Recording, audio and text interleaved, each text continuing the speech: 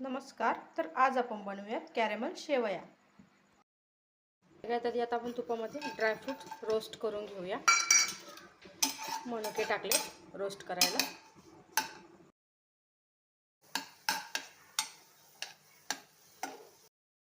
बदाम, काजू. एका कढईमध्ये 1 वाटी साखर आपण कॅरेमलाइज करून घेऊया.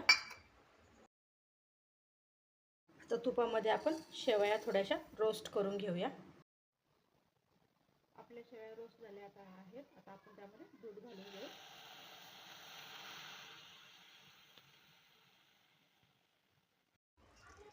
साखर आता आपली कॅरेमलाइज झाली आहे. हे बघा, असं टेक्स्चर आलं पाहिजे आपल्या साखरेला.